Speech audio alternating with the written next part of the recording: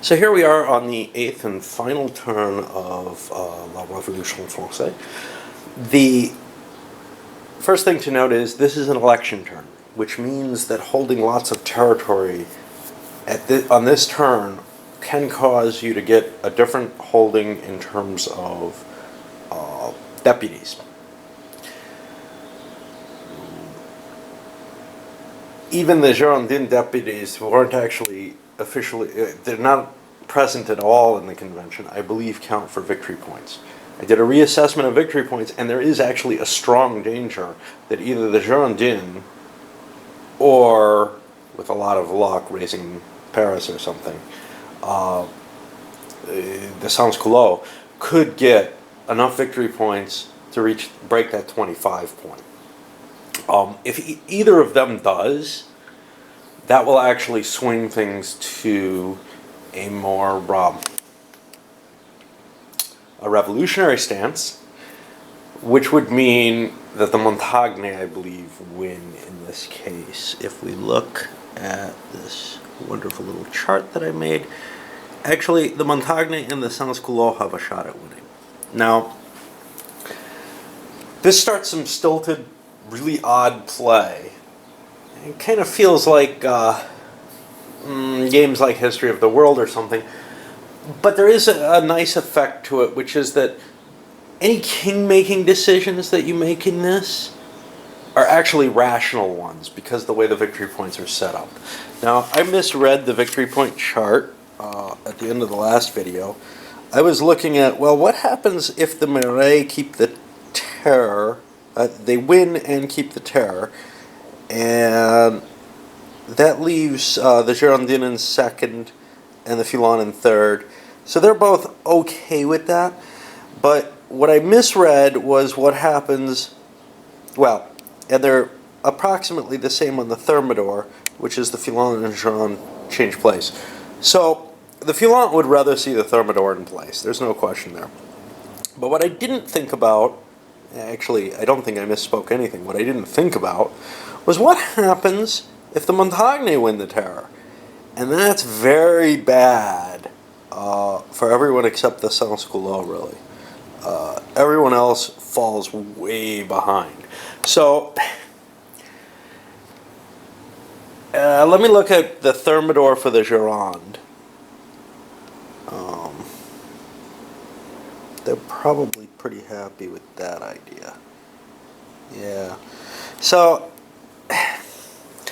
there's definitely a feeling, I think, among the more conservative wing of the game, which is the Filon, the Marais, the Girondin, that they would rather see the Thermidor in place at this point. The terror is too scary, and that would actually be the historical thing.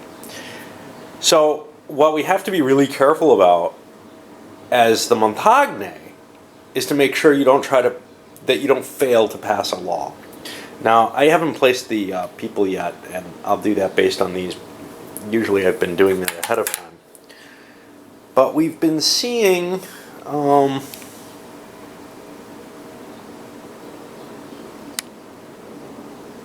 the choices that have been made. The government wants to pass maximum of goods and wages. This is one of those economic laws that'll reduce the economy and raise the commune a bit. The only real effect for that will be, other than whether or not it passes, if it does pass, it'll end up costing the government less money to maintain its troops. And remember, it's got conscription going, so it's going to produce more troops this turn anyhow. But there's a problem. As you see here, there's a -4 modifier to all votes that came from one of the events for the turn. I don't remember which one. One of the political events.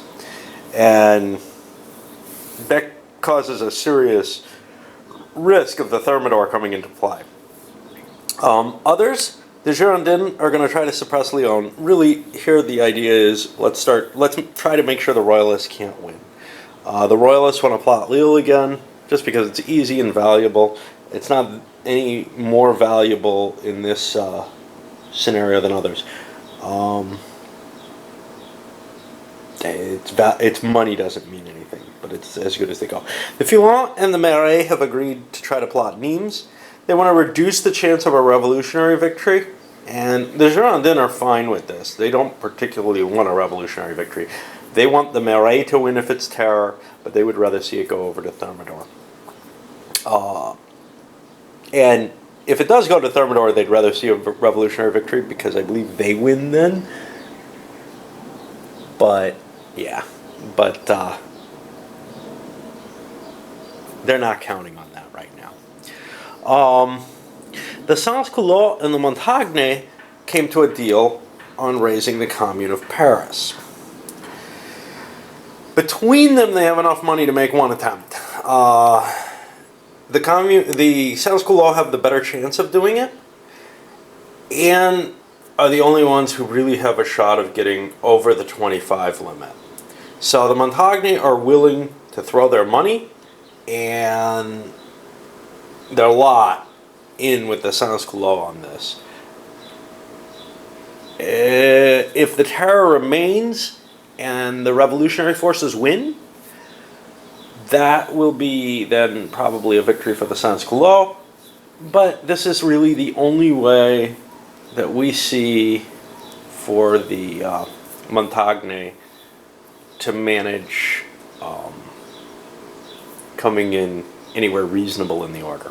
They have to have a revolutionary victory during the terror. A reactionary victory during the terror isn't too bad for them. What they really do not want to see is the Thermidor, and there's a high risk of that. All right, I'll set up the personalities and then do the actions. Yeah. So after doing the actions, everyone failed except the royalist who tried to plot Lille. I had to actually change the Sans-Culottes Montagnais one option. They wanted to raise the commune. That was not possible. They didn't have enough money for that, so they agreed to allow the Sans-Culottes to try to plot Paris. That didn't happen either. Right now we're about to go into the elections phase, and I think we're going to see a lot less deputies on the board. I believe that all the royalist areas, all the areas controlled by the coalition, don't count. I've got to look that up. But as soon as I get the election results in and we do the government, I'll come back to you. Okay, so the point I was making is not specified.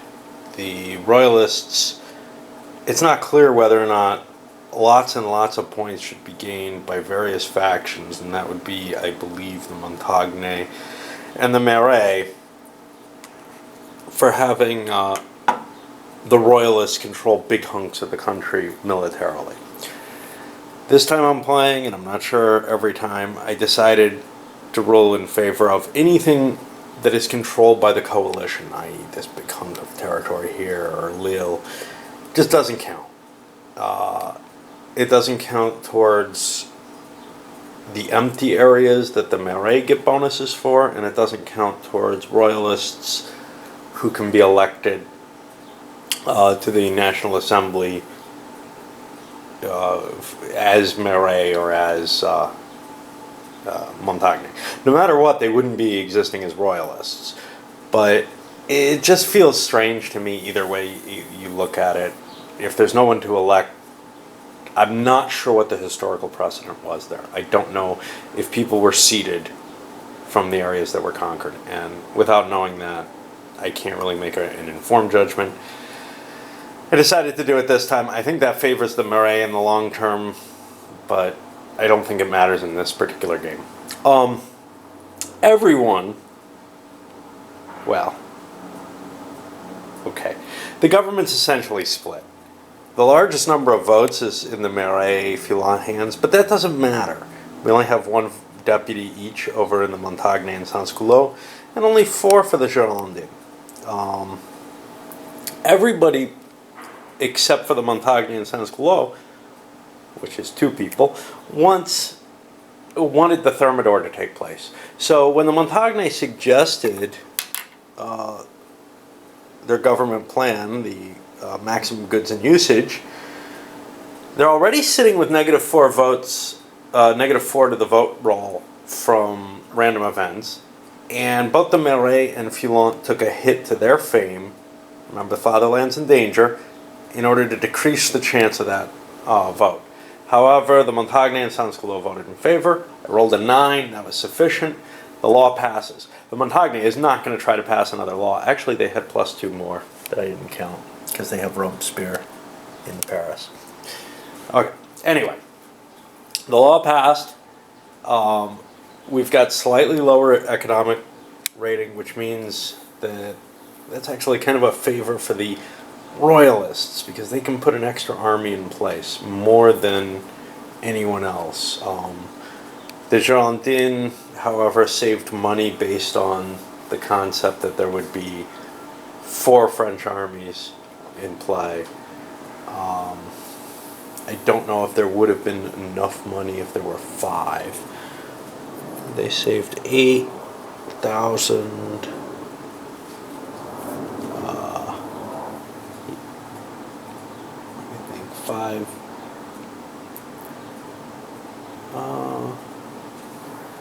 Not 5. I don't know if there would have been enough money if it had been tripled is the question.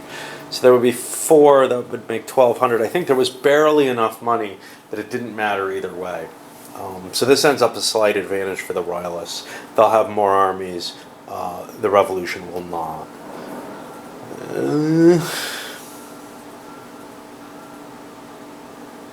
And they can't really pass another law to help. They've got the conscription in place, and they cannot do a levy en masse because they don't have that much money. All right, so there aren't any coups that are possible because the commune is quiet, and we're in a state of both foreign and civil war. So we'll continue on and into the military phases. Okay, so militarily, what happened? Royalists. Well, the coalition, the Quibon, went into Tours, and that was not contested. And so that's now a coalition territory. However, Royalist armies went into Rouen, and Carnot defeated them there, finally a victory. Strasbourg, the Wurmster's army, which I believe is Austrian, was defeated by one unit which was left behind to pin it. The other 2 coalition armies, or the other 2 revolutionary armies, went to face the royalist armies in Limoges and Angoulême. The Angoulême one, they succeeded in the sense that they weren't defeated. However, the Limoges one is bad news. They were beaten there. So that is now not only coalition controlled, but it's royalist controlled, and the royalists get a point of fame for winning a battle alone. Now, in terms of what happens here from these, we're going to skip the rest of the phases and go right to victory points after this. But what we're going to see is the government went forward, so nobody loses anything for that. But everyone else failed with the exception of the royalists. So the royalists are going to go up by 1. And everyone else drops by 1. Not that. That actually goes up by 1. Not that it matters. And there. And then I'm going to do a quick count on the victory points and see where things landed. Okay. So I don't have to count all the points. The Royalists ended up at 28. And they got that. Their fame, which remember went up a couple of points this turn, up to 8.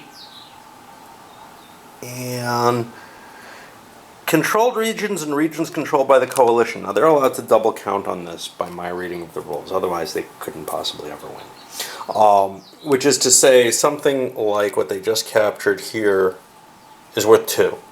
So they made their victory on this last turn. It was pretty likely. It didn't matter whether there was going to be a revolution, whether we switched to the Thermidor or not, except that Carnot wouldn't have been available in that case. You don't want to let the infighting break the Republic as easily as this. And what I've noticed with new players is that it often happens, and I was wandering into a new situation in this game with the terror happening so early. And I'll load this one up and then come back with my review of this game. I think it needs a detailed one.